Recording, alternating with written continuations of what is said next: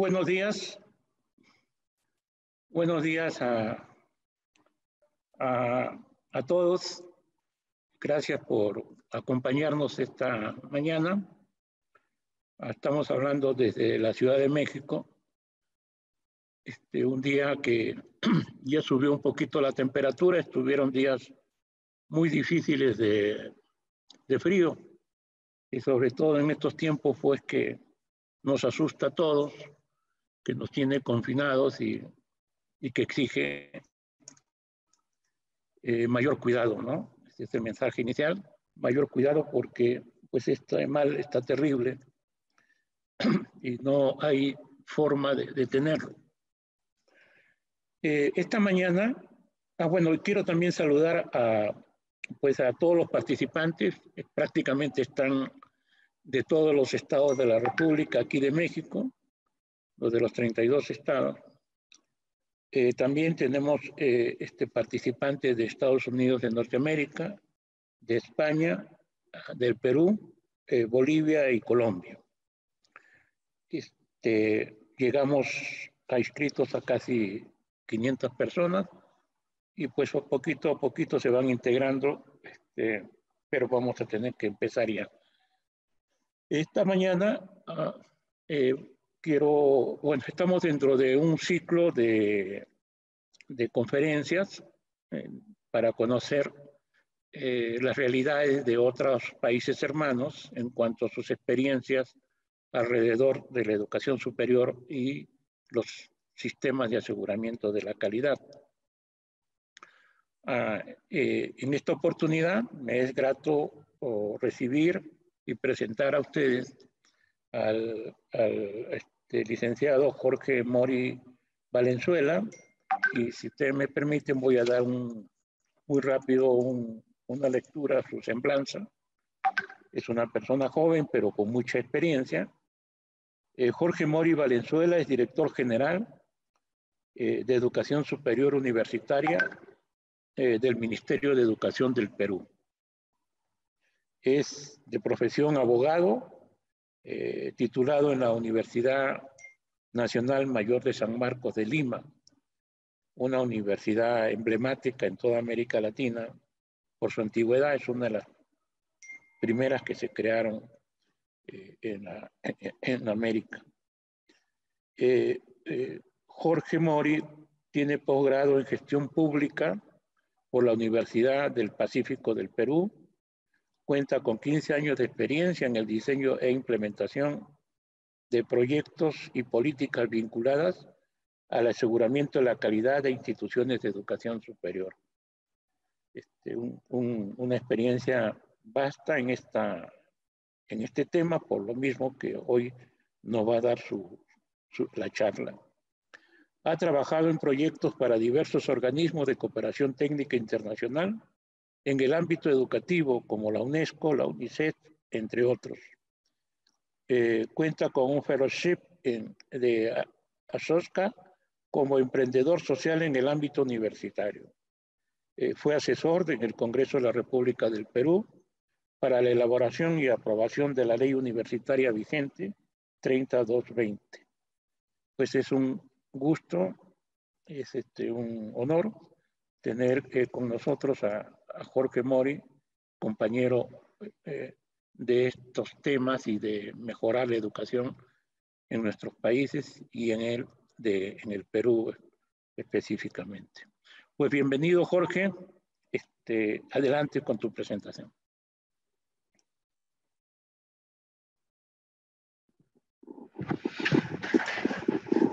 Estimado Miguel, muchísimas gracias, y por tu intermedio a todo el equipo del CIES de México. Reciban un cordial saludo del Ministerio de Educación de Perú. En primer lugar, creo que es muy importante resaltar la necesidad, digamos, que en América Latina tengamos este tipo de espacios de diálogo e interacción, justamente para poder conocer la realidad de los diferentes países, ¿no? Y qué importante también en momentos tan críticos como los que estamos viviendo, no solamente por todos los cambios de las reformas, sino también por todo lo que ha conllevado el impacto del COVID en el marco de la educación superior, ¿no? Entonces, simplemente reiterarte mi agradecimiento por la oportunidad y ahora paso a presentarles justamente una diapositiva. A ver, vamos a...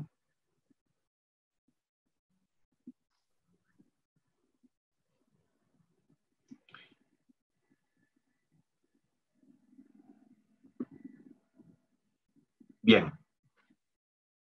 La presentación es sobre la educación superior en el Perú, ¿no? Y el aseguramiento de la calidad que estamos afrontando. Bueno, con respecto al tema de los antecedentes, bueno, evidentemente en el país vivimos un crecimiento exponencial de la oferta en los últimos años, que creo que es una situación compartida con países como México. Vivimos también, evidentemente, en el sistema una insuficiente investigación científica, ¿no? Una baja ejecución presupuestal, ¿no? No solamente un bajo acceso a la inversión pública, sino también baja ejecución presupuestal, es decir, que las universidades el presupuesto que tenían no podían aprovecharlo adecuadamente. Vivimos también un tema sobre la desigualdad en el acceso y la cobertura, ¿no? El tema referido justamente a la problemática también docente con respecto a la carrera y sobre la realidad de los egresados y los problemas de subempleo profesional universitario, ¿no? Vamos a entrar ahora a tocar los puntos.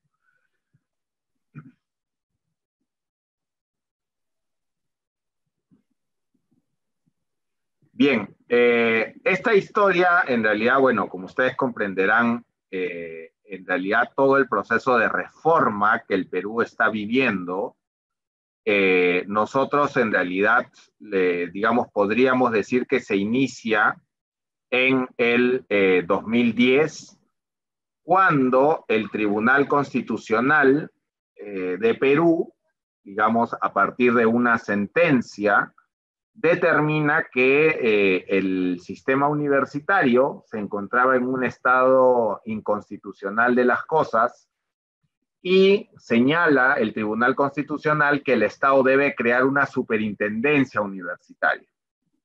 Esta sentencia en realidad es fundamental porque es, digamos, desde el Tribunal Constitucional de Perú que se señala al Estado la necesidad de regular el sistema universitario, de establecer un sistema de aseguramiento de la calidad, porque el derecho que tenían los jóvenes era a tener una educación, digamos, con condiciones de calidad. Y esa discusión para nosotros fue fundamental, ¿no? Porque en realidad es a partir de, digamos, de esta sentencia del Tribunal Constitucional que se da toda una serie de pasos posteriores como los que ahora vamos a ver. Luego, el 2012, el Congreso aprueba una ley de moratoria para la creación de nuevas universidades, ley que ha estado vigente hasta este año y que nosotros desde el Ministerio de Educación queremos seguir ampliando, por medio del cual se prohibió la creación de nuevas universidades públicas y privadas, ¿no? Entonces, esto también es un hito importantísimo porque nos permitió en el ámbito universitario detener la creación de nuevas universidades y más bien en el año 2014 aprobar la ley, digamos, de universitaria, donde justamente se establece que el Ministerio de Educación era el ente rector de la política de aseguramiento de la calidad, ¿no? Entonces, eso también es muy importante de señalar porque es recién a partir del 2014 donde el Estado recupera su rol en el aseguramiento de la calidad a partir del Ministerio de Educación. Antes del 2014, o sea, 2013, 2012, el Estado no tenía esta rectoría en el aseguramiento de la calidad de la educación universitaria. Entonces, el experimento peruano, la experiencia peruana, en realidad empieza formalmente el año 2014, cuando el Ministerio de Educación de Perú asume esta rectoría y esta responsabilidad. El 2015, el Ministerio de Educación aprueba una política de aseguramiento de la calidad, ¿no? Que más adelante les voy a comentar cuáles eran los componentes de este aseguramiento de la calidad. Bien. Entonces, el 2015 se inicia también el proceso de licenciamiento por parte de la SUNEDU, ¿no? O sea, como yo les mencionaba, cuando se da la sentencia del Tribunal Constitucional y la posterior ley universitaria, lo que se hace con la ley universitaria son dos cosas. Uno es que le da al Ministerio de Educación la rectoría del sistema universitario, en pleno respeto de la autonomía, y por otro lado crea la SUNEDU, que es la Superintendencia de Educación Superior Universitaria, para iniciar el proceso de licenciamiento o de autorización de funcionamiento, ¿no? Con cumplimiento de condiciones básicas de calidad. Posteriormente, entre el 2016 y el 2018, se aprueba la Ley de Institutos y Escuelas y el reglamento, justamente ¿por qué es importante de señalarlo? Porque la Ley de Institutos y Escuelas toma mucho de lo que señaló la Ley Universitaria del 2014, ¿no? Los procedimientos de licenciamiento, pero los hacía el Ministerio de Educación, las alternativas, digamos, de aseguramiento de la calidad, etc. Entonces, es muy importante también considerar la ley de la Ley de Institutos y Escuelas que se aprueba posteriormente. Luego, la SUNEDU al 2020 prácticamente ya está culminando todo este proceso de licenciamiento y el Ministerio de Educación deroga la política de aseguramiento anterior y aprueba una nueva política nacional de educación superior y técnico productiva, ¿no? Que es una política que lo que busca es llevar los avances que se ha hecho en materia universitaria a las otras modalidades de educación superior. En el modelo de la política del 2015, nosotros teníamos 4 pilares, ¿no? O sea, se había establecido bajo 4 pilares. Específicamente, bajo el tema de licenciamiento, ¿no? Que lo tenía la SUNEDU, un pilar que era la acreditación del CINEACE, un pilar que se había llamado sobre el fomento de la calidad a cargo del Ministerio de Educación y un cuarto pilar que era el de información, que también lo tenía el Ministerio de Educación. Este modelo de aseguramiento ya no está vigente. Este año ha sido sustituido por un modelo que en realidad tiene solo 3 pilares, o sea, y esto ya en realidad es mucho más claro en términos de el desarrollo de cómo se está conceptualizando este proceso, ¿no? En primer lugar, tenemos lo que llamamos control de la calidad, que tiene que ver no solamente con el licenciamiento, sino también con los procesos de supervisión y fiscalización, ¿no? Que son muy importantes de poder llevar adelante. El segundo pilar es el de la garantía de la calidad, es decir, de lo que se conoce como la acreditación. Y en tercer lugar, tiene este pilar el tema del fomento, que significa que es el financiamiento y la rectoría que tiene el Ministerio de Educación en el aseguramiento de la calidad de la educación superior, ¿no? Entonces, este segundo modelo de aseguramiento de la calidad se ha aprobado a partir justamente de esta política el 31 de agosto del 2020, hace un poco más de 2 meses, y justamente lo que ya te da es el marco mucho más integral y evolucionado de lo que significa el aseguramiento de la calidad, ¿no? Que inicialmente únicamente en el 2015 lo separábamos entre licenciamiento y acreditación, ¿no? Incorporábamos elementos como información, pero que para el nuevo modelo de aseguramiento de la calidad que se ha planteado en el marco de la política de educación superior y técnico-productiva, consideramos que estos son los 3 pilares fundamentales sobre los que vamos a avanzar, ¿no? Y otra cosa también bien importante que se ha dado en todos estos 6 años y es que el Estado se ha dado cuenta de la necesidad de que para resolver el tema universitario tenemos que poder resolver los problemas de las otras modalidades de educación superior, ¿no? Porque finalmente, si no somos capaces de resolver, digamos, el tema de los institutos tecnológicos o de la educación técnico-productiva, lo que se va a generar es una permanente inflación y presión sobre lo universitario, ¿no? Cuando en realidad en el Perú lo que necesitamos es mayor cantidad de estudiantes o egresados de los institutos tecnológicos o técnico-productivos, ¿no? Entonces, la apuesta de este segundo modelo de aseguramiento de la calidad incorporado en la política es justamente abordar de una manera conjunta y articulada las distintas alternativas formativas de la educación superior y técnico-productivo para alcanzar las metas al 2030, ¿no? Tanto en lo que respecta a acceso, aseguramiento de la calidad, como transitabilidad entre las modalidades de la educación superior. Como les mencionaba hace un momento, en el Perú nosotros vivimos una pirámide invertida prácticamente, ¿no? Donde la educación universitaria se lleva el 65.8% de la matrícula y que va a contramarcha de lo que realmente exige el mercado laboral, ¿no? Por eso nosotros hablamos de la pirámide invertida, porque justamente consideramos de que es insostenible. Ningún modelo de aseguramiento de calidad va a poder garantizar solo una educación universitaria de calidad. Tenemos que mirar lo que está pasando en las otras alternativas de educación superior para que realmente el sistema universitario se tiene que ver de una manera conjunta y articulada. Porque como les digo, desde nuestro punto de vista, el tema universitario no se va a resolver únicamente mirando el ámbito universitario, ¿no? Tenemos que resolver los otros puntos. Entonces, muy rápidamente, la Política Nacional de Educación Superior y Técnico-Productiva, como les mencionaba, va a 6 objetivos prioritarios, ¿no? Que apuntan al acceso equitativo.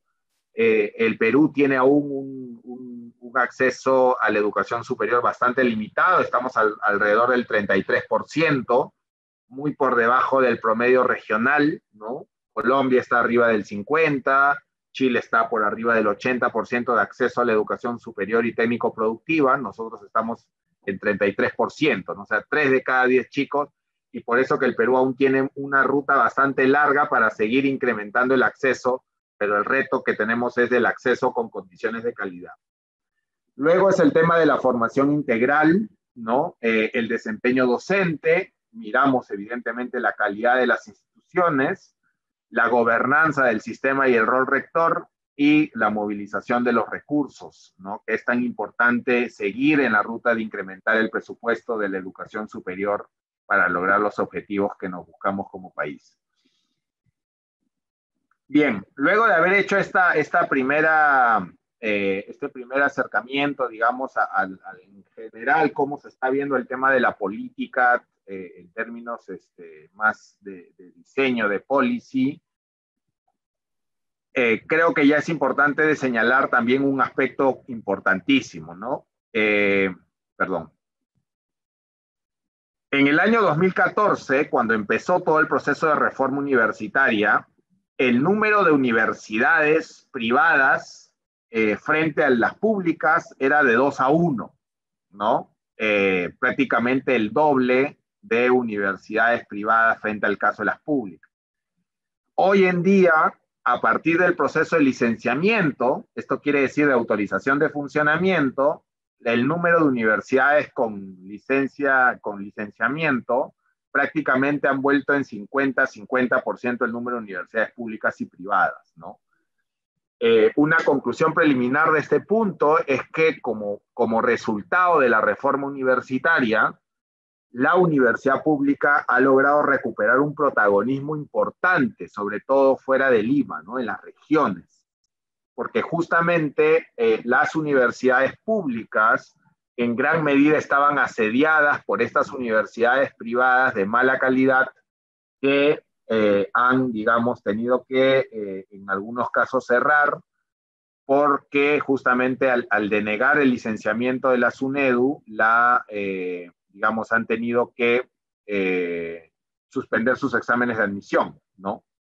Entonces, como podemos ver en estos números, actualmente tenemos 94 universidades licenciadas, es decir, 46 privadas y 46 públicas, más 2 escuelas de posgrado.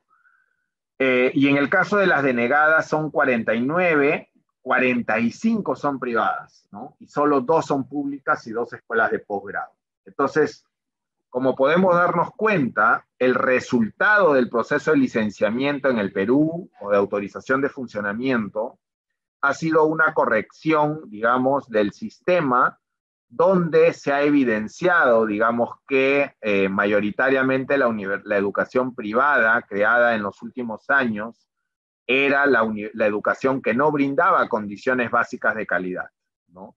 Aparte de ello, aparte de estas universidades con licencia negada, la SUNEDU cerró 13 universidades ilegales, ¿no? Y más de 3.600 programas que no cumplían con la formalidad. Entonces, el año 2014 el Perú enfrentaba, como podemos observar, un grave problema de informalidad en su sistema universitario, que el día de hoy se ha corregido en gran medida gracias al proceso de licenciamiento, ¿no?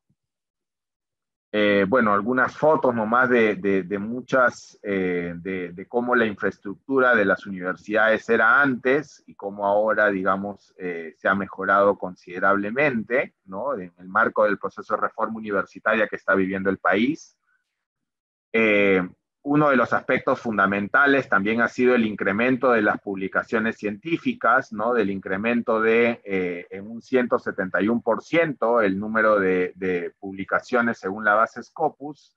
Seguimos, digamos, estando bastante reducidos, digamos, en comparación de la región, pero no se puede negar el gran avance que ha tenido en la producción científica, ¿no? Ahora les vamos a contar los siguientes retos que tenemos en esta materia. Bien, creo que no podemos soslayar, digamos, en el marco ya de digamos, por un lado les comentaba en términos generales cómo es que el sistema de aseguramiento de la calidad en el Perú se ha conceptualizado, cómo se ha vivido, cómo ahora en el marco de los resultados del licenciamiento tenemos, digamos, aspectos muy importantes que el Perú ha avanzado en los últimos 6 años, ¿no? Y tenemos resultados concretos que mostrar como país. Pero lo otro también importante es ver, ok, cómo es que el país ha podido, cómo es que el sistema universitario ha reaccionado frente al COVID, ¿no? Sin duda, la reforma universitaria ha permitido que el sistema de educación superior universitaria contase con las condiciones básicas necesarias para afrontar los retos a causa de la pandemia por el COVID, ¿no? No me gustaría ni siquiera imaginar qué hubiera pasado en el Perú si nos hubiera agarrado un COVID en el 2014, ¿no? Previo a todo este incremento de la calidad que se ha dado en los últimos 6 años. Entonces, el proceso de reforma universitaria que se inició en el 2014 nos ha permitido contar con un sistema mucho más maduro, ¿no? Mucho más con condiciones de calidad que sin duda han tenido una repercusión bastante clara, digamos, en los resultados que hemos tenido hasta el momento en la atención por el COVID, ¿no? Yo ahí simplemente me voy a detener en algunos puntos muy concretos. Como ustedes saben, nosotros estamos en el marco justamente de la crisis por el COVID. Los efectos que rápidamente se establecieron fue el distanciamiento social, ¿no? Y la reducción del empleo o ingreso de las familias. Ahora, según nuestros análisis preliminares, ¿no? Los efectos en la educación superior que esto conllevaba iba en primer lugar a la interrupción o posible interrupción o deserción de estudios por parte de muchos estudiantes, el incremento también de la morosidad o la falta de liquidez y la desigualdad y las brechas digitales, ¿no? O sea, sin duda esto se podía incrementar considerablemente. Y bueno, los riesgos que esto conllevaba, sin duda, era la pérdida de capital humano, la pérdida de los aprendizajes que tenían que llevar los estudiantes, a la extinción de la oferta, al retroceso en el servicio o el cumplimiento de las condiciones básicas de calidad, así como en el debilitamiento de la investigación, el desarrollo y la innovación, ¿no? Del I+D+I.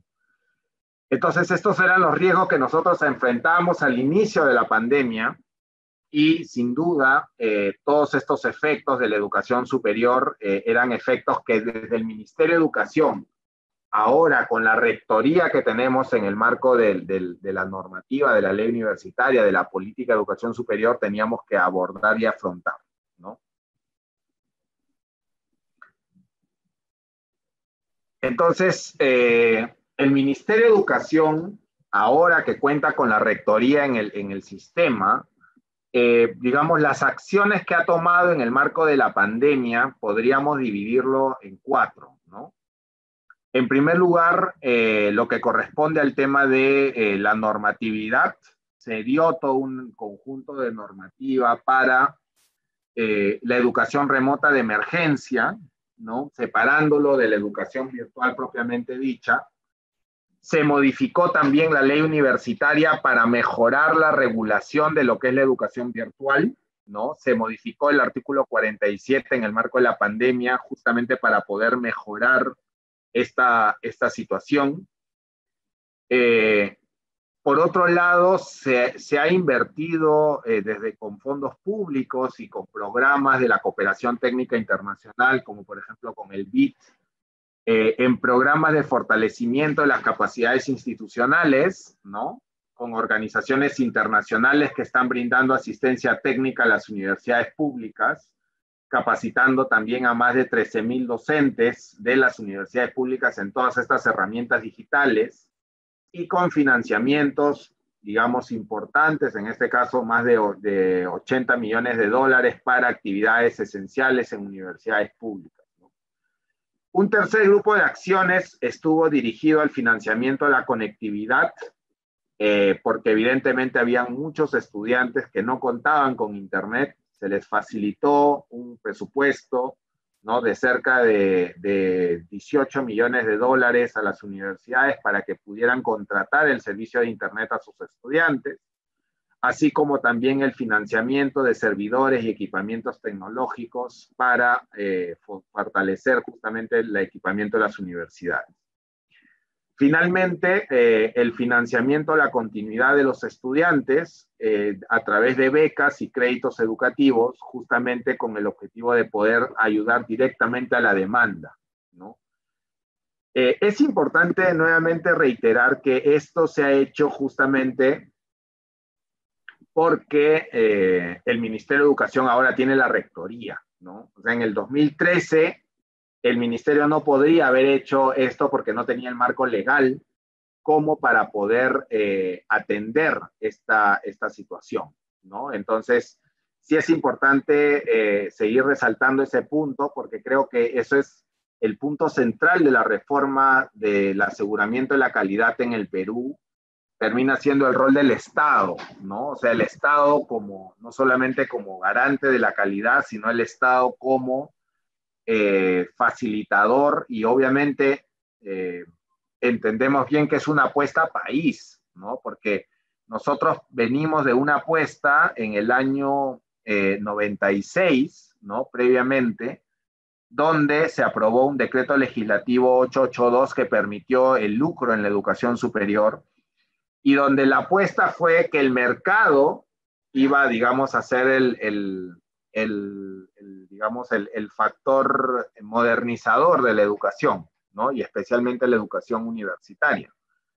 En realidad, el 2014, ahora la apuesta país es por el rol del Estado, ¿no? Y cómo el Estado justamente se convierte en un agente que permita poder asegurar la calidad, ¿no? El año 96 la apuesta fue el mercado, y desde el 2014 la apuesta es por el Estado y el liderazgo que pueda tener el Estado justamente para poder velar por todo este trabajo, ¿no? Entonces, obviamente en pleno respeto de la autonomía de las universidades, en coordinación con las universidades, a partir de una gobernanza colaborativa en el sistema universitario con las universidades, ¿no?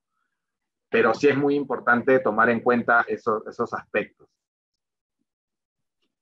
Bueno, entonces, retomando con la presentación, como ya les mencionaba, nosotros dimos un conjunto de normativa en el marco de la pandemia, relacionados con la planificación académica, con el desarrollo y la prestación del servicio, con el ejercicio docente y la comunicación con estudiantes, ¿no? Entre ellos se dio toda una serie de orientaciones y recomendaciones a las universidades sobre cómo se tenía que hacer toda esta reprogramación de los cursos. Cómo se tenía que hacer la verificación de los equipos tecnológicos, entre otros aspectos, ¿no? Como les mencionaba, también se hizo una modificación a la ley universitaria, no solamente con respecto al tema de la educación virtual, sino también para facilitar las sesiones remotas en las universidades, ¿no? Con el objetivo de ampliar el plazo de adecuación de los docentes que cumplan con los requisitos de la ley universitaria, entre otros aspectos, ¿no? Bien, esto ya los hemos explicado. Como les mencionaba, este programa de mejora y asistencia técnica está con organizaciones internacionales, entre ellas las PAU de Harvard, ¿no? El Tecnológico de Monterrey, el British Council con la Universidad de Liverpool, y ESAL de UNESCO, la UNED de España. Son organizaciones que en este momento vienen brindando asistencia técnica a las universidades públicas peruanas, ¿no? Entonces es muy importante recoger todo ese esfuerzo. Bueno, esto en realidad ya lo voy a pasar rápido porque ya lo he explicado sobre cómo el tema de tanto las becas como el apoyo a la conectividad que hemos dado, ¿no? ¿Cuáles han sido algunos resultados de este trabajo que se ha hecho desde el Ministerio de Educación? En realidad, lo que nosotros hemos logrado a la fecha es que el 100% de las universidades públicas hayan iniciado clases de manera remota el 2020, ¿no? Lo que para nosotros como Estado era una prioridad, ¿no? La continuidad del servicio se ha logrado en este marco. Y por otro lado, una preocupación importantísima para nosotros era la tasa de interrupción o deserción que los estudiantes podían tener en ese sentido, ¿no? Y ahí nuevamente es importante de señalar, ¿no? Los antecedentes. El sistema universitario peruano ya arrastra un problema de deserción, ¿no? Digamos, está en torno al 12%, por razones no solamente económicas, sino también vocacionales, digamos, de que los jóvenes sienten que no era la carrera la que querían, así que cambian o salen de la universidad, por razones también de exigencia académica, ¿no? Sobre todo en el caso de las universidades públicas, hay mucha deserción o interrupción de sus estudios porque los estudiantes jalan a la tercera y tienen que, digamos, salir de la carrera. También hay razones económicas, sin duda, ¿no? Entonces, una de las preocupaciones que nosotros teníamos al inicio de la pandemia era justamente que se pudiera dar un incremento muy fuerte. Algunas universidades señalaban que estaría la deserción alrededor del 35%. Finalmente estuvo en un 18.27%, es decir, un 6% más de lo que estaba en otros años anteriores. Sin duda es algo que tenemos que atender. Pero ahí la estimación de la tasa de interrupción que hemos hecho, digamos, ubica que en el caso de la universidad pública, la deserción e interrupción de sus estudios ha estado en un 9.85%, ¿no? En el caso de la privada, 22.25%, ¿no? Que representan un total de 144,000 estudiantes en el caso de la privada. En el caso de la pública estamos en un 30,000 estudiantes, lo que hace un total pues de 174,544 estudiantes, ¿no? Creo que es muy importante de señalar en ese sentido el tema de la deserción, que como lo señalaba hace un momento, es multicausal en el sistema universitario, ¿no? No solamente lo podemos ver desde el punto de vista del económico, sino también en las condiciones de salud, la adaptabilidad al contexto virtual, ¿no? Lo socioemocional, el estrés sin duda, la percepción de la reducción de la calidad del servicio en el marco de la pandemia, así como también muchos casos también de la falta de conectividad o equipamiento, ¿no? Que si bien se ha buscado cubrir en gran medida, sin duda ha sido un punto también bien importante por resolver. Bien,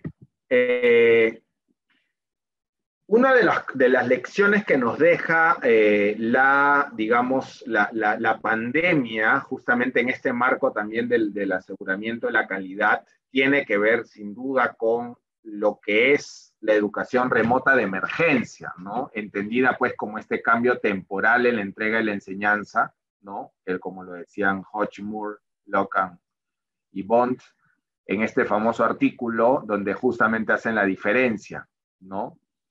Entonces, es muy importante mirar de una manera diferenciada, y eso lo hemos hecho también como Ministerio de Educación, la educación remota de emergencia que nos ha obligado la pandemia, de la educación virtual, y a la vez cómo esto se enmarca en un proceso mucho más grande de transformación digital de la educación superior en América Latina, que es finalmente la ruta, digamos, que ya no podemos soslayar, ¿no? Que ya evidentemente es una ruta que no, que tenemos que seguir avanzando. Entonces, sin duda, esta educación remota de emergencia ha sido, digamos, lo que nosotros como Ministerio de Educación hemos dado normativa especial para ella, ¿no?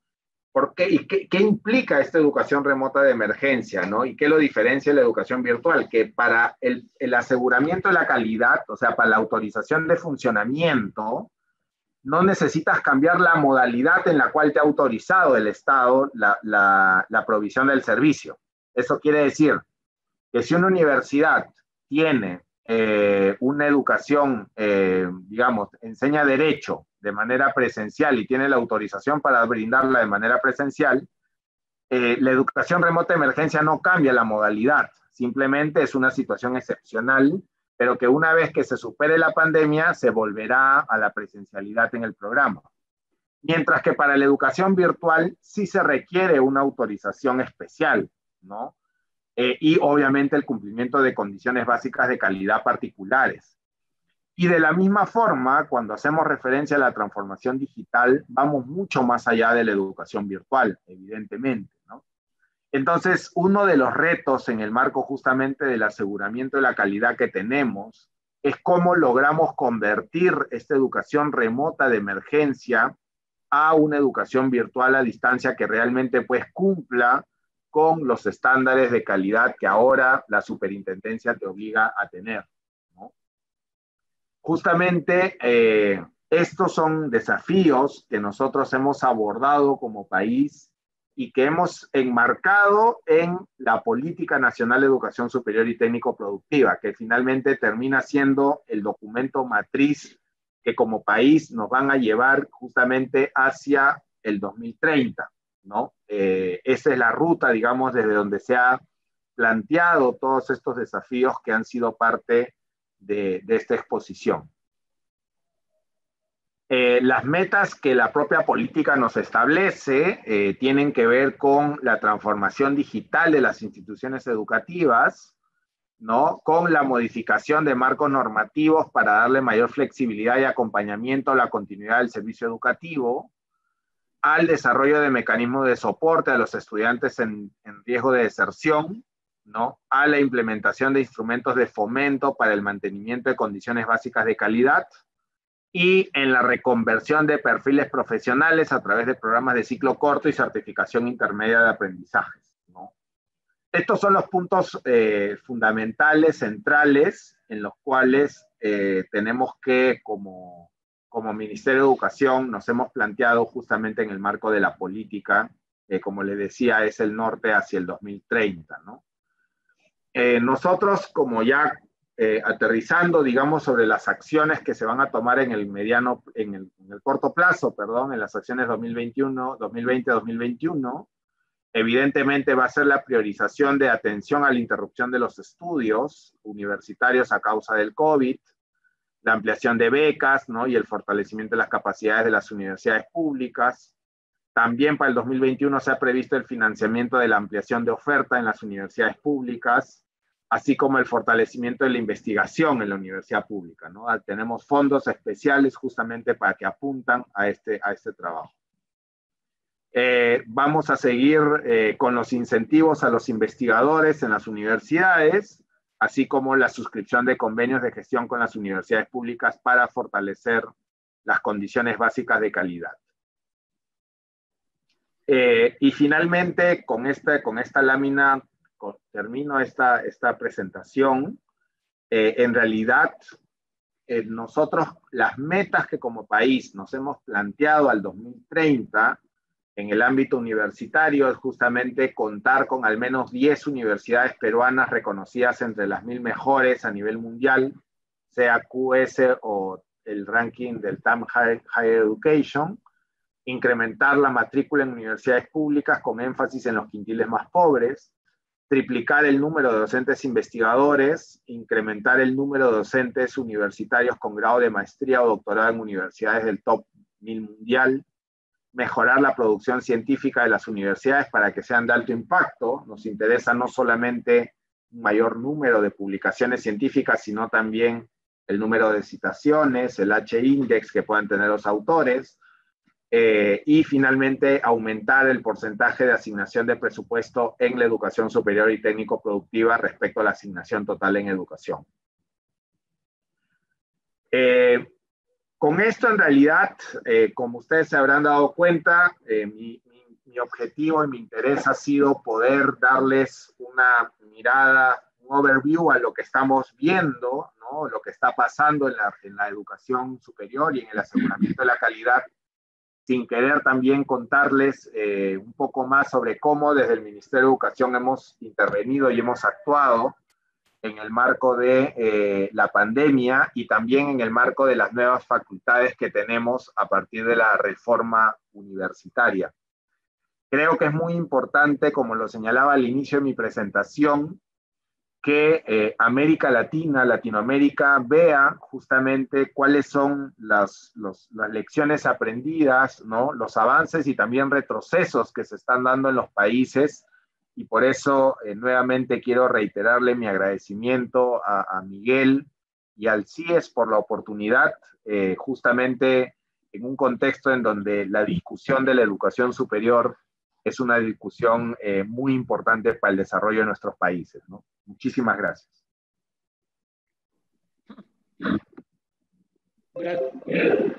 Gracias, Jorge. Muy amable por tu generosidad en explicarnos la problemática de la educación superior en el Perú antes y ahora, pues, durante la pandemia. Y relacionado, obviamente, con el tema central que nos ocupa, que es el aseguramiento de la calidad. Yo quisiera exhortar a los asistentes, a los compañeros, que pudiesen formular sus preguntas. Pueden hacerlo por el chat para que lo reciba Francisco y podamos dar respuesta a la misma, Jorge. Y quisiera empezar, si me permites, con dos preguntas. Es muy a mi consideración, importantes desde mi punto de vista. Entiendo, y esto sobre todo para nuestros compañeros mexicanos, compatriotas, que el tema del Perú es la política del aseguramiento de la calidad difiere en tanto se refiere a la mayor participación del Estado en la regulación de la educación superior y en el aseguramiento de la calidad, ¿no? Allá en el Perú, tengo entendido, pues con lo que hemos estudiado, déjame decirte que hace algunos años con otro compañero que está presente, fuimos contratados por el CINEACE para hacer una primera evaluación de su desempeño en los primeros años, ¿no? Luego te puedo comentar las conclusiones, pero lo que quiero decir es que sí conoce, que un servidor conoce un tanto por ese acercamiento lo que pasaba con el aseguramiento de la calidad en el Perú.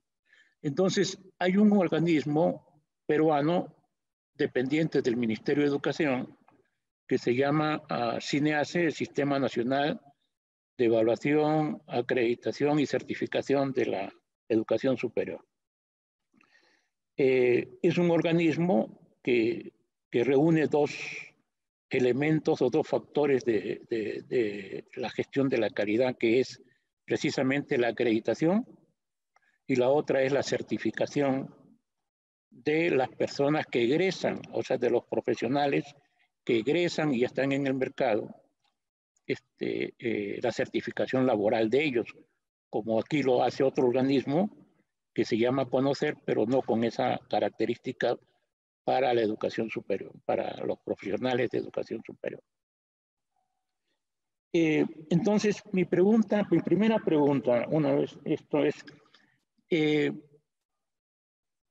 entiendo que el licenciamiento se hizo, licenciamiento como autorización inicial y luego como una reautorización para poder seguir, para poder continuar con las actividades de las instituciones de educación superior.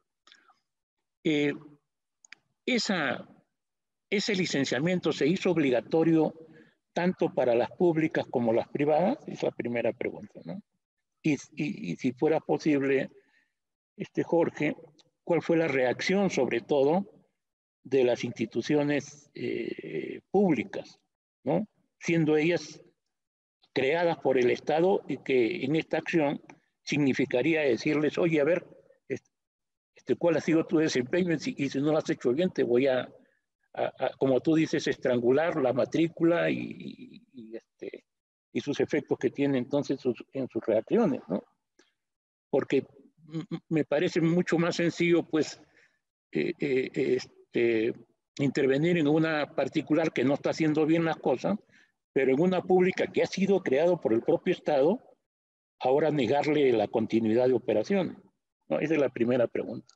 Y la segunda, por favor, si nos podrías hablar del balance en estos años del aseguramiento de la calidad en el Perú, o sea, si se ha visto mejora en la educación superior a través de todas estas acciones que han llevado a cabo en el Perú, pues.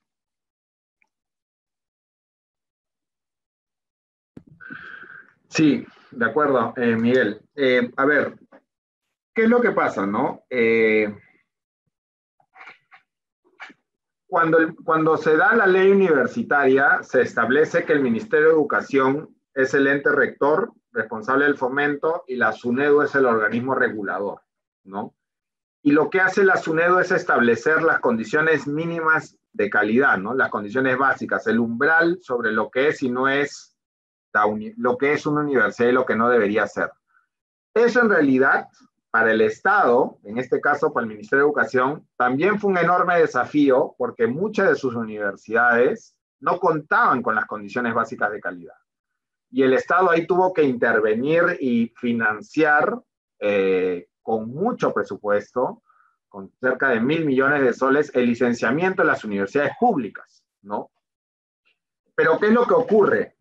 Hay dos universidades públicas que lamentablemente, por razones en realidad más políticas y de gestión, porque el cumplimiento de las condiciones básicas de calidad, digamos, no es un proceso tan complejo para una universidad que quiere hacer bien las cosas, ¿no? Obviamente digamos, para instituciones sin capacidad de gestión o sin las cosas claras es muy complicado, ¿no? Pero creo que es muy importante en ese sentido señalar que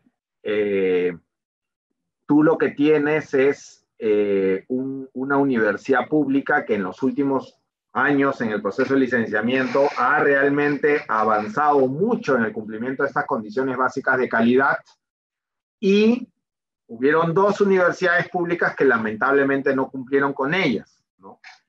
Nosotros en realidad para esas universidades tenemos toda una ruta que es de establecer un plan de emergencia para que la universidad pueda durante un periodo de un año cumplir con esas condiciones básicas de calidad y volver a presentarse al proceso de licenciamiento, porque tanto universidades públicas como privadas se pueden volver a presentar al proceso de licenciamiento. No es que una vez que el SUNEDU te deniega ya no te puedas volver a presentar, sí te puedes volver a presentar, ¿no? Pero obviamente te tienes que presentar cumpliendo las condiciones básicas de calidad. Y ahí quienes dirigen el plan de emergencia, bueno, es el Ministerio de Educación, ¿no? Conforma toda una comisión técnica donde trabaja con las universidades públicas con licencia negada, y mientras tanto la universidad tiene los exámenes de admisión suspendidos, ¿no? Entonces, creo que sí es importante en ese sentido señalar que sin duda el esfuerzo que ha hecho el Estado para que sus universidades cumplan condiciones básicas de calidad fue muy grande, ¿no? Porque evidentemente el Estado también tenía una deuda con la universidad pública, ¿no? Y, digamos, gracias a ese esfuerzo, a ese financiamiento, permitimos, digamos, que hayan 46 universidades públicas licenciadas, solamente 2 denegadas, pero para estas 2 denegadas hay una ruta de un plan de emergencia para que se vuelvan a presentar al proceso de licenciamiento, ¿no? Entonces eso digamos, es importante de señalar y de decir, ¿no? O sea, cómo a partir de este proceso de licenciamiento las universidades se pueden volver necesariamente cumplir con estas condiciones básicas de calidad. Sin duda que 2 universidades públicas no hayan cumplido las condiciones básicas de calidad es una llamada de atención al propio Estado, ¿no? Pero como te digo, ahí se dibujó una ruta de un plan de emergencia para nuevamente volver a presentarse el proceso de licenciamiento. Mientras tanto, estas universidades no tienen exámenes de admisión, es decir, hay 2 regiones en el país cuyos estudiantes de quinto de secundaria no pueden presentarse al proceso de licenciamiento. Y eso sin duda nos pone también una doble presión social, ¿no? Porque estos estudiantes necesitan entrar a sus exámenes de admisión y creo que realmente es en ese sentido muy, muy importante que, digamos, podamos tener clara la ruta, ¿no? Con respecto a tu primera pregunta sobre qué es lo que había pasado con toda esta lógica de la universidad pública con licencia denegada. Creo que en realidad en la presentación abordé al inicio el tema de la acreditación y el CINEACE, pero no profundicé mucho, ¿no? Y creo que tu pregunta también, sobre todo la segunda, creo que es importante contextualizarla. El Perú tuvo, antes de la ley universitaria, la creación del sistema de acreditación, evaluación y certificación, ¿no? El CINEACE. Lamentablemente ese es un proyecto fallido en el sentido de que no logró cumplir con sus objetivos del sistema, ¿no? Y por eso que el 2014 se crea la SUNEDU y se declara en reorganización el CINEACE, ¿no? Una reorganización que 6 años después aún, digamos, no se termina de cerrar, porque creo que también responde a un contexto de evolución, ¿no? O sea, el sistema universitario peruano, lamentablemente, había caído en tal nivel digamos, de baja calidad y de desgobierno y de ilegalidad en algunos casos, que requería, digamos, toda una primera etapa, digamos, de saneamiento, si lo queremos ver, ¿no? De limpieza y de poder ver cuáles son los actores. Creo que ahora ya estamos en un contexto en el cual ya, digamos, el segundo paso de la acreditación hacia la excelencia se va a poder terminar de cerrar, ¿no? Creo que todavía como país tenemos una ruta pendiente y es justamente definir la acreditación como una ruta de calidad. Como te digo, lamentablemente en realidad la agenda 2014 del 2020 ha sido una agenda de digamos, lograr un nivel de formalización y de cumplimiento de condiciones básicas de calidad. Y ahora el siguiente paso ya es cómo vamos a mirar la excelencia. Y ahí la acreditación va a ser un tema central, ¿no? O sea, la acreditación sin duda va a ser un tema fundamental en la cual tenemos que ahora centrar todos los esfuerzos, ¿no? Como te digo, el CINEACE para mí en realidad, o sea, en realidad es un sistema que está en reorganización desde el 2014. Justamente se declaró en reorganización porque el proyecto falló, ¿no? Y en ese sentido, para nosotros como Ministerio de Educación tenemos una deuda pendiente con la reorganización, que creo que con la nueva política también se ha planteado como ruta para el 2020, ¿no? Entonces, para responder puntualmente a tu pregunta, yo creo que el sistema universitario peruano en general, hoy en día es un sistema universitario mucho más maduro, mucho más formal, con condiciones de calidad que no tenía el 2014, pero sin duda para lograr ser competitivos a nivel regional o internacional, aún tenemos una ruta que la hemos dibujado a partir de la política nacional al 2030, ¿no? Nosotros creemos que ya para el 2030 podremos tener, digamos, una ruta mucho más vinculada a la excelencia, ¿no? Que es lo que queremos como país. Gracias, Jorge. Francisco, seguramente tienes ahí algunas preguntas que pudiéramos hacer a nuestro panelista. Sí, tengo varias preguntas. Entonces, así como fueron llegando, las fuimos anotando, las que venían por el chat y las que se hicieron por el medio de preguntas y respuestas. La primera pregunta para nuestro panelista es de Onelia Hernández Torres. Dice, ¿es posible que el presentador nos comparta el material de la exposición? Hay varias preguntas sobre esas, entonces esa es la primera. Sí, por supuesto, con todo gusto. A través de Miguel lo coordinamos terminando la exposición para hacerles llegar la presentación, con mucho gusto. Ok, la siguiente pregunta es de Antonio Morfín.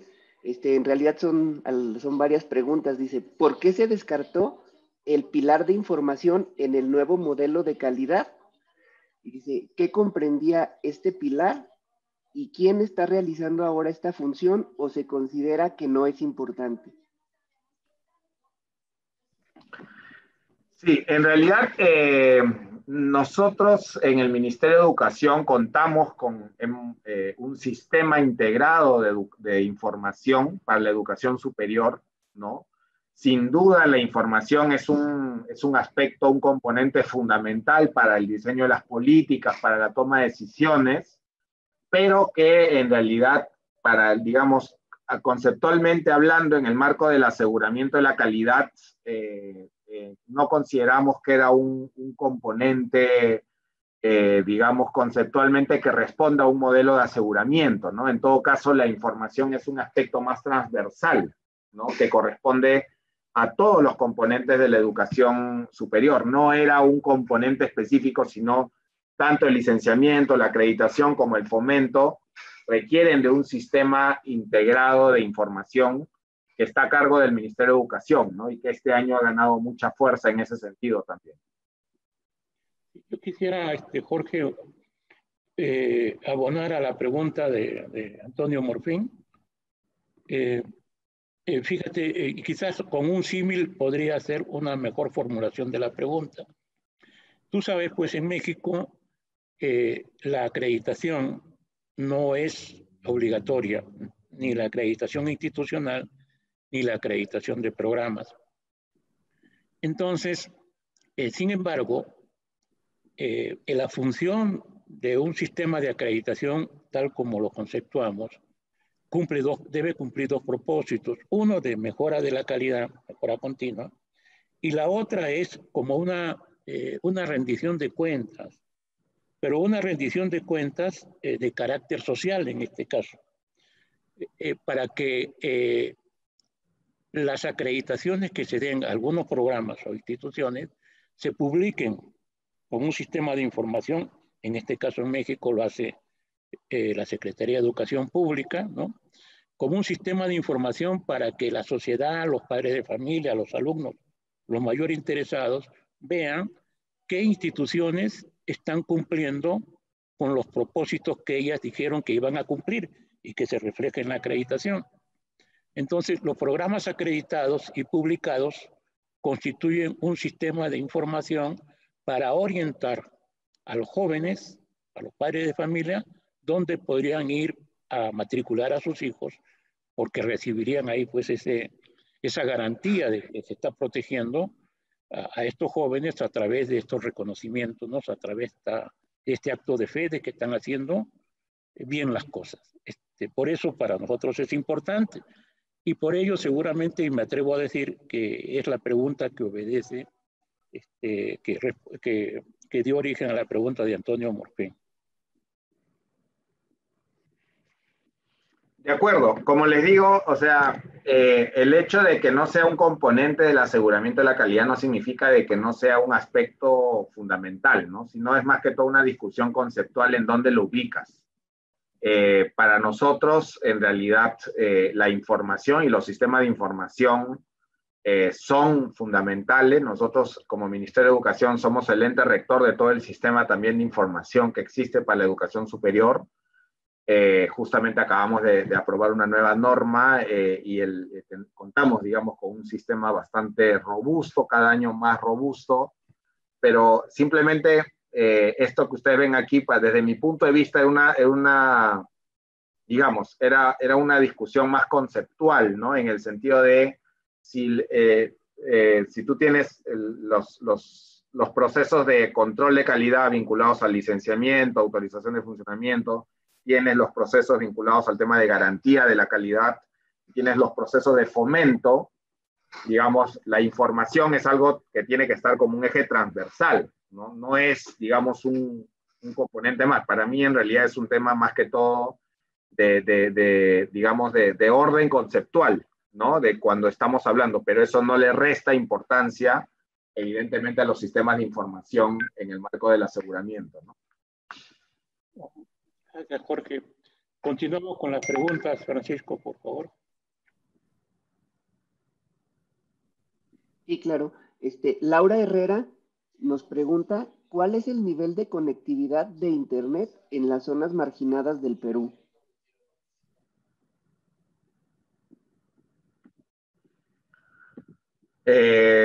Bueno, en realidad, digamos, el acceso a Internet en el Perú tiene sin duda muchas dificultades, ¿no? O sea, exactamente desde, digamos, estamos hablando de que los jóvenes en el acceso específicamente a computadoras, los hogares del país están alrededor del 30 o 40% de hogares que cuentan con computadora con Internet. Muchos de los estudiantes, en realidad, casi el 90% han ingresado a través de los celulares, ¿no? Que se han convertido, digamos, en el principal factor de acceso a Internet en el país. Y por eso que la apuesta del Ministerio de Educación fue por dotarle justamente a los estudiantes universitarios de facilidades para tener chips o módems para el Internet, ¿no? De sus celulares o de sus laptops, ¿no? Entonces, sin duda, el tema de la brecha en conectividad es una de las brechas más complejas que existen por resolver en el país, pero ahí nuevamente, como te mencionaba, sí es importante que digamos, nosotros lo que hemos hecho ahí es establecer justamente poder tener un mapeo muy preciso por universidad, por región, por estudiante, para poder identificar a aquellos estudiantes que no tenían la conectividad. Porque eso es lo más difícil, ¿no? Y por eso nuevamente lo vinculo con la pregunta anterior. Probablemente en medio de la pandemia, para atender la pandemia, lo más importante ha sido la información, ¿no? La información con la que contaba el Estado para poder reaccionar. Nosotros acá en la DIGESU, en la Dirección General de Educación Superior Universitaria, contamos con un sistema de información nominal de los estudiantes, ¿no? O sea, nosotros podemos identificar dónde es que está el estudiante, en qué universidad y en qué región. y a partir de la identificación del estudiante, podíamos hacer cruce con los sistemas de pobreza del país, con la ubicación en los mapas de conectividad. Entonces, eso es lo que nos ha permitido tomar decisiones fundamentales en el sistema, en la educación superior, ¿no? Entonces, creo que como Estado, en el caso peruano, lo que nos ha ayudado muchísimo es que tenemos un sistema de información, al menos en el ámbito universitario, a nivel nominal de todos los estudiantes y su ubicación, y eso a la vez, o sea, a partir de esta información nominal, tú lo que hacías era una identificación por criterios técnicos sobre a qué estudiante tenías que necesariamente darle un chip y a cuál no, ¿no? Y en todo caso, ¿por qué? Porque lo necesitaba, porque estaba en una zona de bajo acceso a Internet, porque no tiene condiciones económicas para contratar un servicio de Internet de alta gama.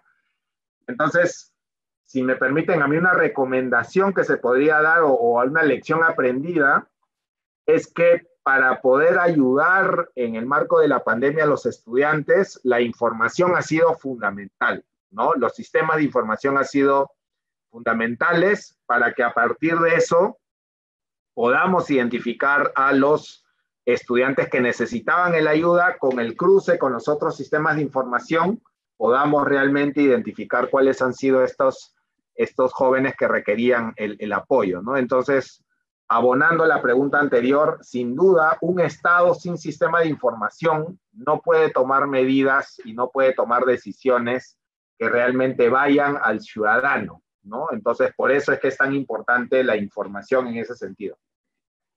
Gracias, Jorge. Jorge, están preguntas. Hay muchas preguntas, pero queríamos saber tu disponibilidad de tiempo. Sí, yo podría hasta la 1:30. No sé, tengo todavía 20 minutos. A 20, bueno, 1:30, pues aquí sería 2 horas más. Estamos 1 hora atrás que allá que Lima. Entonces sería media hora más, 20 minutos más, digamos, ¿no? Sí. Entonces, pues lo que todavía dispone también de tiempo y acompañarnos, sería interesante escuchar las preguntas de los demás compañeros y las respuestas que generosamente nos puede dar.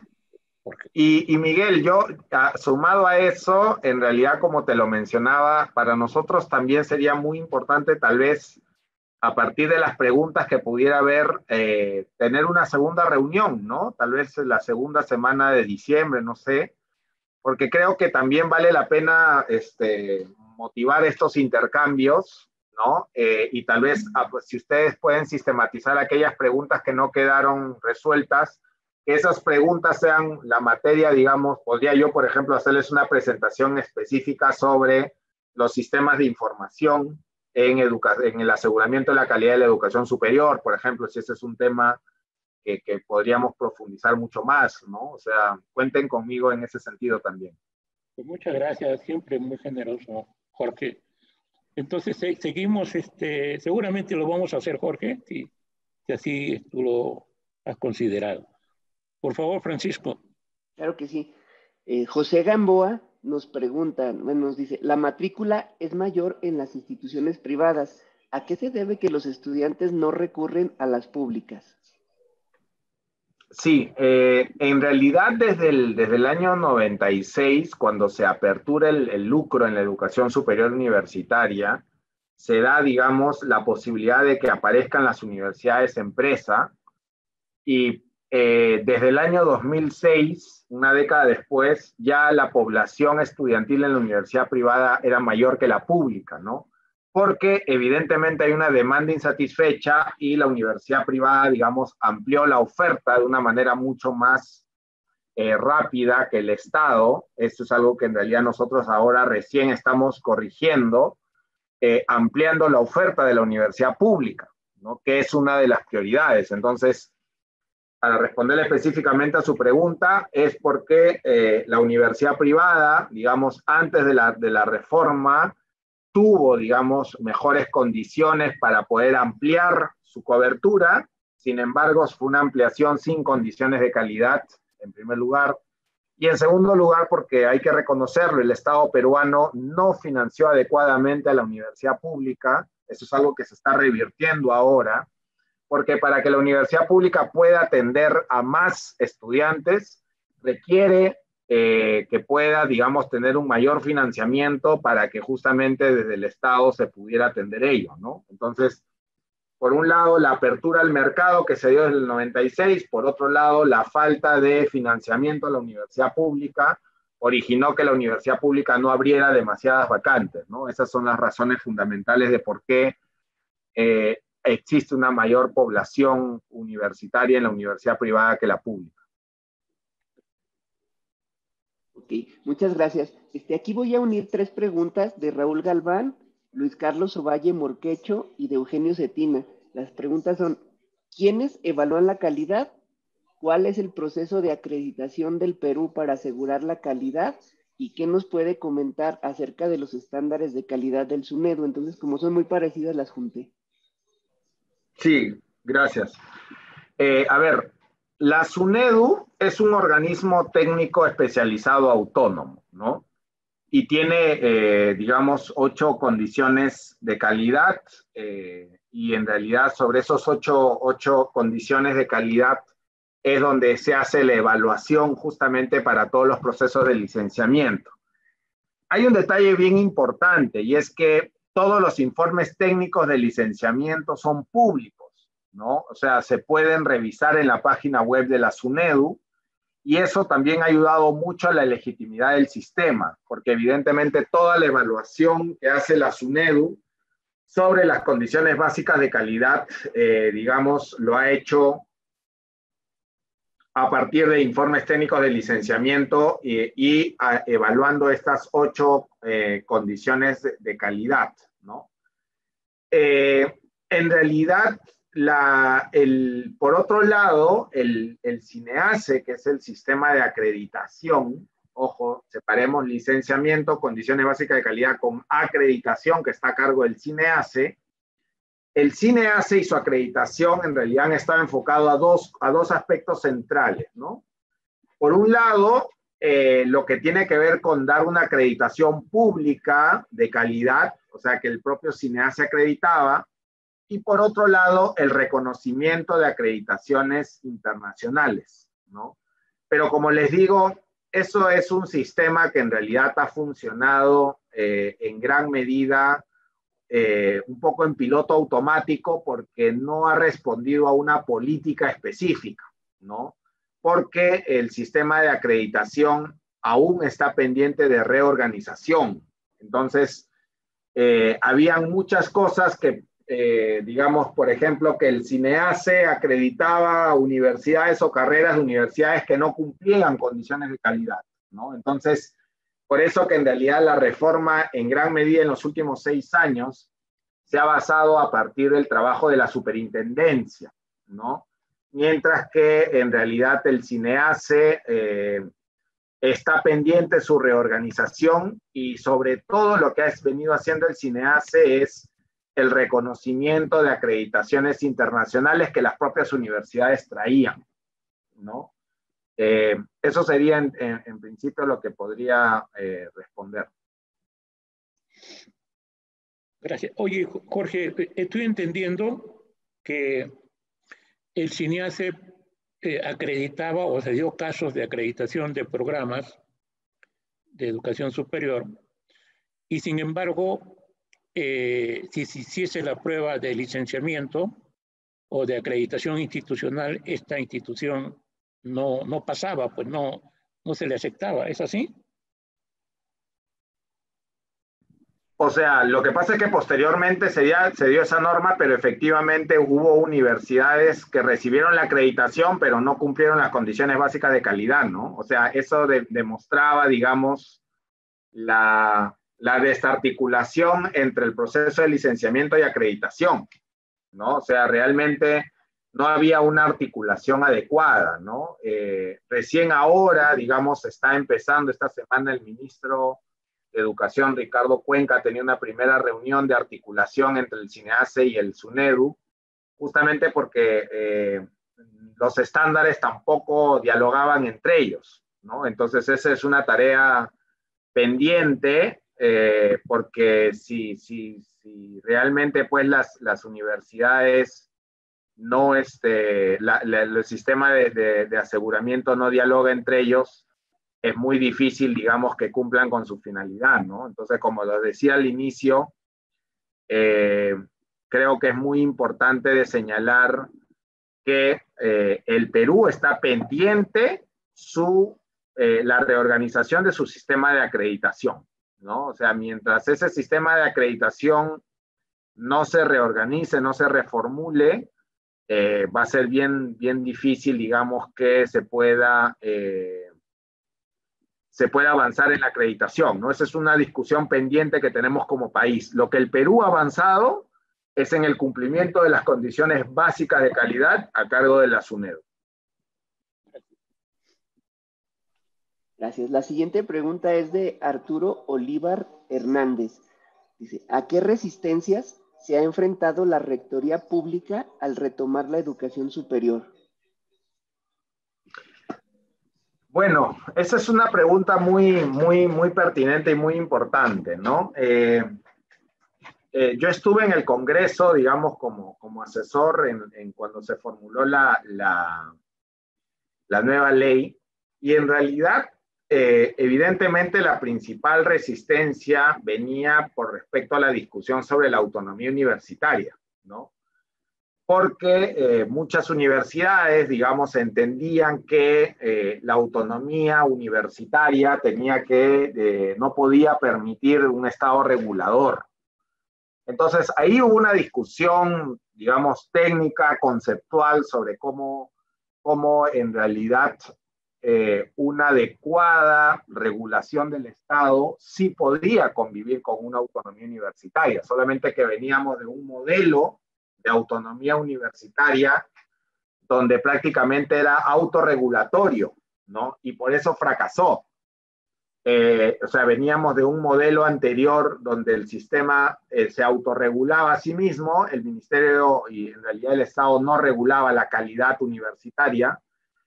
Y creo que el primer punto de discusión fue cómo logras que una acción regulatoria del Estado pueda convivir con una autonomía universitaria, ¿no?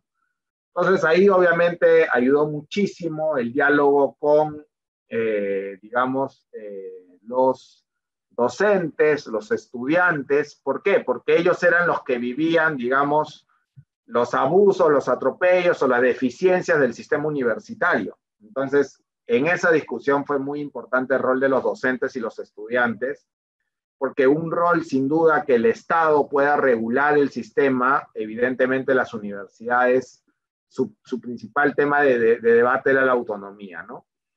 Posteriormente a ello, las universidades privadas, con el apoyo de grupos políticos, presentaron una acción de inconstitucionalidad ante el tribunal, pero el tribunal del 2015 emite una sentencia donde declara la constitucionalidad de la ley universitaria, ¿no? Y donde reconoce que la autonomía universitaria puede convivir con un rol de rectoría del Ministerio de Educación.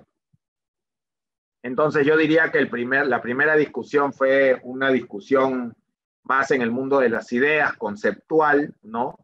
Y entender que en realidad la autonomía universitaria tiene diferentes modelos, ¿no? O sea, en la medida en que la universidad se acerque o se aleje del mandato estatal, ¿no? Solamente Alemania, digamos, tiene hasta 3 modelos de autonomía universitaria, ¿no? Ahí en Europa hay más de 27 modelos diferentes de autonomía universitaria. Eso quiere decir que tú tienes pues regiones o lugares de Europa donde el Estado hasta determina el número de vacantes que puede dar una universidad pública, ¿no? Y nadie dice que eso es un atentado contra la autonomía universitaria, ¿no? El famoso numerus clausus. Entonces, digamos, entender que la autonomía universitaria puede convivir con una regulación del Estado fue evidentemente una discusión ahí técnica fuerte, ¿no? Conceptual. Lo segundo, sin duda, es que acá en el Perú existen, digamos, muchos actores interesados, evidentemente, en que el Estado, digamos, no cuente con este rol porque evidentemente el tema universitario sí conlleva pues a situaciones, digamos, de índole político, ¿no? Vinculado también con intereses políticos, ¿no? Pero, como te digo, la reforma se basó en la sentencia del Tribunal Constitucional, se basó en la ley universitaria, y 6 años después, digamos, se basó en los resultados, ¿no? Tanto es así que en las últimas protestas que ha habido, justamente por el cambio de gobierno que ha habido en el Perú, uno de los puntos fundamentales de los jóvenes era el tema de defender la reforma universitaria, ¿no? Entonces, lo que hemos visto ahora en las calles, en el Perú, en las protestas, es más bien en defensa de los avances de la reforma universitaria, en defensa del rol del Estado en la regulación de la calidad universitaria, y eso es algo que, bueno, efectivamente, pues luego de 6 años se ha logrado construir esa legitimidad social en torno a los avances de la reforma, ¿no? Tenemos para 2 preguntas más. Ok. Roberto Javier Romero y Viloria nos pregunta, dice, ¿cómo tienen planeado manejar el porcentaje de educación presencial versus educación virtual en el futuro cercano? Bien, cuando se dio la ley universitaria en 2014, se estableció un porcentaje máximo del 50% para la educación virtual, ¿no? Eso en realidad respondía a un contexto donde tú realmente, como tenías un mercado universitario desregulado, tenías pues mucha, digamos, mucha educación a distancia de mala calidad, ¿no? Donde estaba formando médicos, ingenieros. Entonces en ese momento se puso esa valla, pero ahora esa valla se ha desaparecido, ya no tenemos esta valla del 50%, hemos modificado la ley universitaria, y en realidad ya no hay porcentajes, digamos, en la ley universitaria. Lo que ha hecho la SUNEDU es establecer, por ejemplo, la necesidad de que al menos un año sea presencial de los 5 años para algunas carreras, ¿no? En algunos programas especiales de adultos, en fin, sí se ha habilitado la posibilidad de dar educación 100% virtual, pero ya está en manos del órgano regulador. Ahora, el gran reto que nosotros tenemos por delante es que la universidad pública logre licenciar programas semipresenciales o virtuales, ¿no? Con condiciones de calidad, en pleno cumplimiento con lo que establece la SUNEDU, ¿no? Entonces ahí creo que nuevamente es importante de señalarlo. Ya no está el 50% en la ley universitaria como estaba en 2014, eso lo hemos quitado en el mes de junio con la reforma de la ley universitaria, y lo que hemos hecho es darle la responsabilidad al regulador. El regulador ha establecido, digamos, ahí algunos parámetros muy importantes, pero que consideramos en ese sentido que el gran reto que tenemos como país es cómo vamos a financiar a favor de la universidad pública su educación virtual o semipresencial, ¿no? Que debido al licenciamiento, digamos, había tenido que desistir en gran medida porque no cumplía con las condiciones de calidad. Una última pregunta, Francisco. María de Lourdes Falcón nos pregunta, ¿cuál sería el mayor impacto en la calidad de la educación en Perú a partir de la evaluación y acreditación?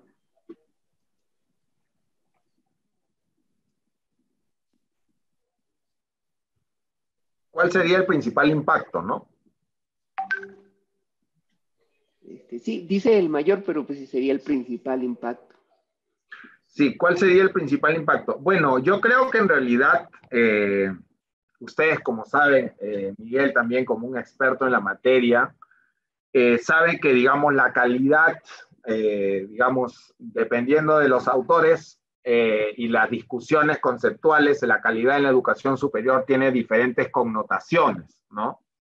Pero en el Perú, digamos, el foco de la calidad como está entendido, y también lo hemos dejado así claro también en la política, tiene que ver sin duda con el tema de la pertinencia, ¿no? Con el cumplimiento de la misión institucional, con los objetivos país. Entonces, sin duda, cuando nosotros desarrollamos todas estas herramientas de calidad, ya sea la autorización de funcionamiento, la acreditación, lo que nosotros buscamos como país es que las instituciones de educación superior apunten a un aseguramiento de la calidad, digamos, que apunte justamente a que la institución forme profesionales, genere conocimiento acorde con los objetivos nacionales y también con las expectativas que tienen los jóvenes en su desarrollo profesional, ¿no? Dicho esto, aún nosotros enfrentamos grandes desafíos, ¿no? Como por ejemplo el subempleo profesional universitario. El 40% de los jóvenes egresados de la Universidad Peruana tienen trabajos para los cuales no necesitaba ir a la universidad, ¿no? Entonces, el subempleo profesional es un grave problema que nosotros como país, como Estado, estamos mirando, vigilando, porque evidentemente la empleabilidad de los jóvenes es un resultado concreto que tiene que darse a partir del mejoramiento de la calidad, ¿no? Entonces, ¿cómo logramos vincular conceptos como calidad, empleabilidad, pertinencia con el desarrollo regional, ¿no? Con el desarrollo nacional? Es justamente el gran reto que nosotros tenemos, ¿no? Para que finalmente la calidad no termine siendo pues un discurso o una retórica, sino que termine siendo aspectos realmente sustanciales, significativos en el desarrollo de la educación superior, ¿no? Entonces, cuando nosotros hablamos del aseguramiento de la calidad, fundamentalmente estamos hablando de la pertinencia con el desarrollo del país y por otro lado también estamos hablando sobre los niveles de empleabilidad que tienen estos jóvenes que, como les decimos, si bien hemos avanzado en todo el trecho de licenciamiento, aún al 2030 tenemos retos de excelencia que nos permitan atender no solamente que nuestras universidades estén en los rankings internacionales, que es obviamente un objetivo país muy importante, sino también que la calidad se traduzca en aspectos como un mejor empleo, un mejor acceso, digamos, a su desarrollo profesional. Entonces,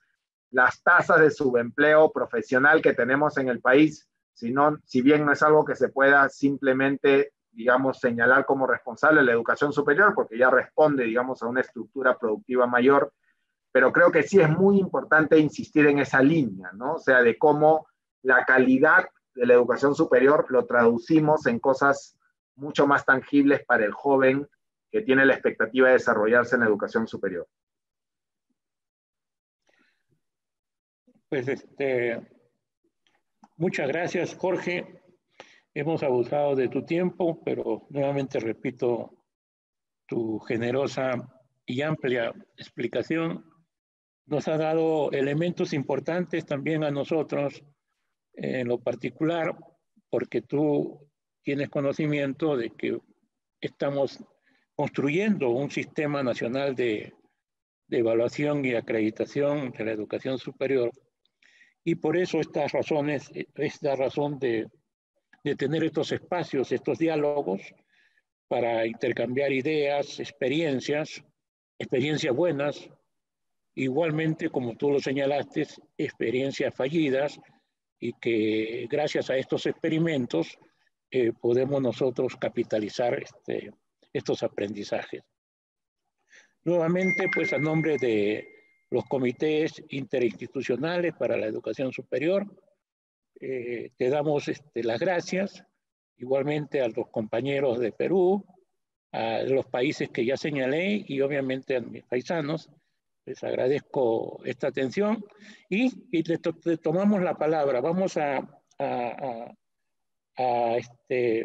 clasificar las preguntas, ordenarlas, y en una próxima visita que nos hagas virtualmente, y ojalá que pronto también sea de manera presencial, podamos desahogar estas preguntas que han hecho bien en hacer los asistentes. Pues muchas gracias, a cuidarnos, a todos, a cuidarnos todavía, Vienen tiempos en México muy difíciles por el frío, y pues gracias a, y también en Perú, que pues ya entran al verano, va a ser más placentero, digamos, la estadía de la gente peruana en este clima, y esperemos pues que Jorge vernos pronto, y mientras tanto pues estamos online para cualquier situación que recíprocamente podamos hacer. Muchas gracias, gracias Jorge, y gracias a todos ustedes. Buenas tardes. Buenas tardes, Miguel. Muchas gracias. Buenas tardes desde Perú.